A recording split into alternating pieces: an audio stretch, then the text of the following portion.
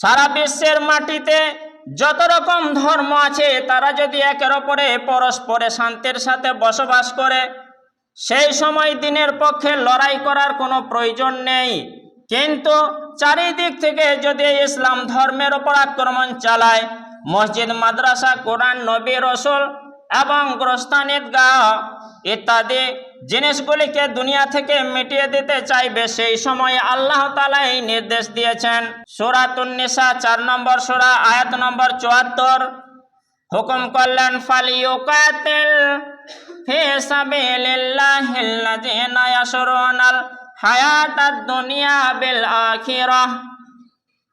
তারা যেন দিনের পথে লড়াই করে, তারা যেন দিনের পথে লড়াই করতে নেমে পড়ে, যারা দুনিয়ার বিনিময়ে আখিরাতটা ক্রয় করে নিয়েছে, অর্থাৎ মুমিন দুনিয়াটা দিয়ে আখিরাতটা কিনে নিয়েছে যারা, তারা যেন আল্লাহর পথে লড়াই করে। ওয়ামান ইউকাতিল ফি সাবিলিল্লাহি ফায়ুকতাল আও ইয়াগলিব।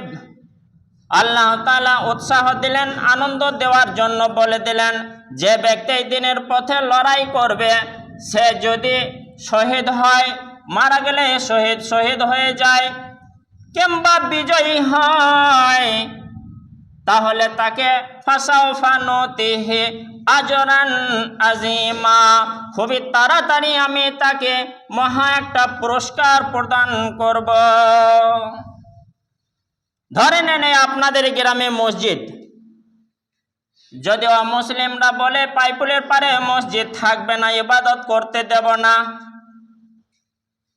সরকারি প্রশাসনের লোক ফোর্স নিয়ে যদি চলে আসে, এই গ্রামের 150-200 শাহবালক মানুষ যদি নাকে তেল নিয়ে বগলে হাত ভরে বসে থাকে, নাকে তেল নিয়ে ঘুমিয়ে থাকে, আল্লাহ তাআলা তাদের মাফ করবেন না, ক্ষমা করবেন না।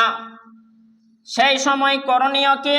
যে সময় মসজিদ ভাঙতে আসবে, না মসজিদের একটা ইট ছাড়ানোর আগে আমার বুকে যদি গুলি মারে মারুক, আমার মাথায় যদি গুলি মারে মারুক, মসজিদের খাতিরে, দিনের খাতিরে, মান রক্ষার জন্য আমি আল্লাহর পথে জীবনটাও দিতে পারি, কিন্তু মসজিদ ভাঙতে দেব না।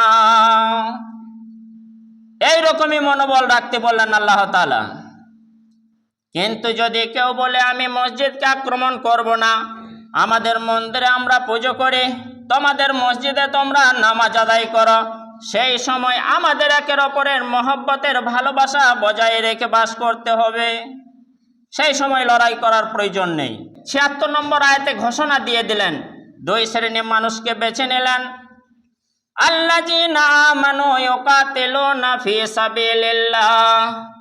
বিশ্বের চিত্রের দিকে একটু তাকিয়ে দেখুন, বাস্তব যে সমস্ত মানুষেরা ঈমান এনেছে আল্লাহর পথে, মুমিন যারা, তারা লড়াই করে আল্লাহর পথে, শুধু আল্লাহর পথে, আল্লাহর পথে।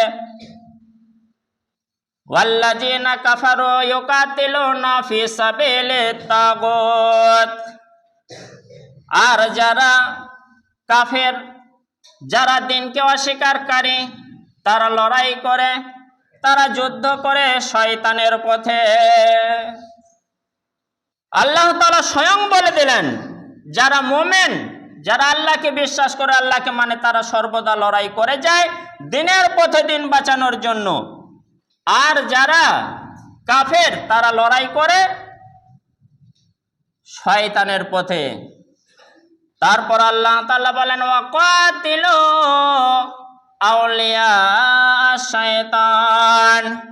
ও মুমিনেরা, তোমরা লড়াই করেছিল, লড়াই চালিয়ে যাও শয়তানের বন্ধুদের সঙ্গে, শয়তানের সাথীদের সঙ্গে। যারা শয়তানদের সাথে অনুসরণ করে মাথা নড়ায়, হা হা বলে, কি বলে? ইসলাম ধর্ম, কোরআনুল কারীম, নবী, আল্লাহকে নিয়ে কটূক্তি, মসজিদ, মাদ্রাসা, গোরস্থান, ঈদগাহ ইত্যাদি ইত্যাদি প্রধান চিহ্ন যেগুলি ইসলামের, সেগুলিকে নিশ্চিহ্ন করতে চায়। আল্লাহ তাআলা মুসলিমদের বললেন, যদি মসজিদ চলেই যায়, দিন ধর্ম কোরআন চলেই যায়, তোমাদের নিয়ে আমি কি করব? মাঠের ধান যদি আগ্রা হয়েই যায়, সেই ঠোলটা নিয়ে আমার কি প্রয়োজন, যদি চাল থাকে দরকার। তবে মুমিনেরা, তোমরা শুনে রাখো আল্লাহর আদেশ হুকুম, দিন যদি টিকে থাকে, মুসলিম টিকে থাকবে, দিন যদি মিটিয়ে যায় মুসলিম মিটিয়ে যাবে। মুসলিমদের বললেন আল্লাহ পারেন, করেছেন, করতে পারেন, করতে পারবেন, কিন্তু একটু নীরব ধৈর্য ধরে দেখেন আমার বান্দারা কি করছে দিনের জন্য। যারা দিনের জন্য আছে কাতিলু আউলিয়া শয়তান, শয়তানদের অনুসারী যারা, শয়তানদের বন্ধু যারা, শয়তানদের সাথী যারা, তাদের সঙ্গে তোমরা যুদ্ধ করো, লড়াই করো। কখন?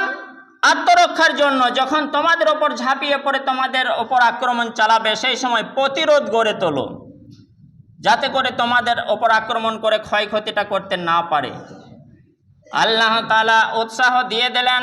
দুনিয়ার অনেক মানুষ গণনা করবে আমরা তো 100 জন, তারা 300 জন, আমরা 1000, তারা 5000, আমরা 1 লাখ, তারা 5 লাখ, এরকম গণনা করে ভয় পাবে। কিন্তু আল্লাহ তাআলা ভয়কে দূর করার জন্য বলে দিলেন, শুনে রাখো মুমিনগণ, আমার বান্দাগণ, ইন্না কায়দা শয়তানি কানা যায়ফা, নিশ্চয় শয়তানদের চক্রান্ত কৌশলটা খুবই দুর্বল, খুবই সামান্য, সেটা দুর্বল। আমি তাদের বিজয়ী করব না, তাদের সাহায্য করব না, যারা দিনের পথে থাকবে তাদের সাহায্য করব। দৃষ্টান্ত প্রমাণ ইতিহাস দেখলেই বুঝতে পারা যায়। এবার আসুন 40 নম্বর আয়াতে, সূরাতুত তাওবা 9 নম্বর সূরা 40 নম্বর আয়াত। আল্লাহ তাআলা কিভাবে সাহায্য করেছিলেন একটা দৃষ্টান্ত দিলেন সেখানে। ইল্লা তানসুরুহু ফাকাদ নাসারাহুল্লাহ, এটা একটা ঘটনার দিকে ইঙ্গিত আছে। আমার রাসূল করিম সাল্লাল্লাহু আলাইহি সাল্লাম যখন মক্কা থেকে মদিনায় চলে গিয়েছিলেন সেই সময়ে, যদি তোমরা নবীকে সাহায্য না করো তবে আল্লাহর কোনো যায় আসে না। তবে জেনে রাখো ফাকাদ নাসারাহুল্লাহ, আল্লাহ অবশ্যই তোমাদের নবীকে সাহায্য করবেনই করবেন, অবশ্যই করবেন। তারা যখন 2 জন ছিল, ইজহুমা ফিল গর, কোথায়? সে গর্তের মধ্যে ভয়ে লুকিয়ে গেলেন। মক্কা থেকে মদিনায় যেতে যেতে কাফেরদের ভয়ে গর্তে লুকিয়ে দিয়েছিলেন।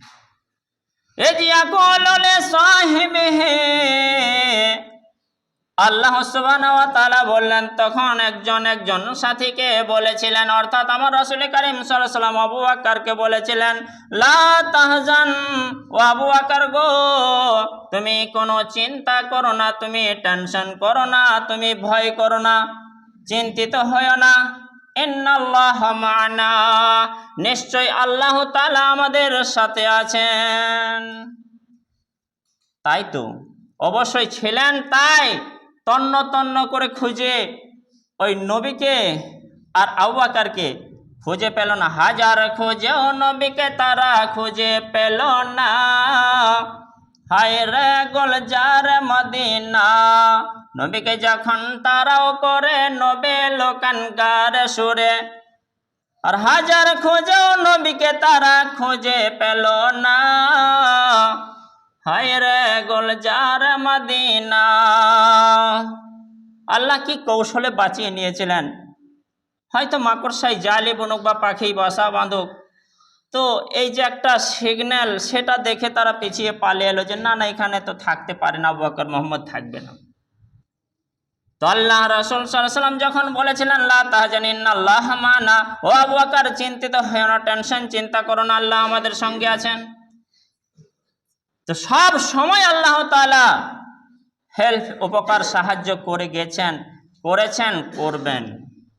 এখনো আল্লাহ যদি মনে করেন আবাবিল পাখির দ্বারাই, কি অ্যাটম বোম, কি পরমাণু বোমা, ছোট্ট ছোট্ট কাকড় দিয়ে হাতিগুলিকে ধ্বংস করেছিলেন আবরা তার সৈন্যদের, পারবেন এখনো। কিন্তু মুসলিম যদি চুপচাপ ঘুমায় আরাম আয়েশের সাথে, তাহলে তো এটা আমেজ লাগবে না। তো আল্লাহ দেখছেন আমার বান্দারা কি করছে।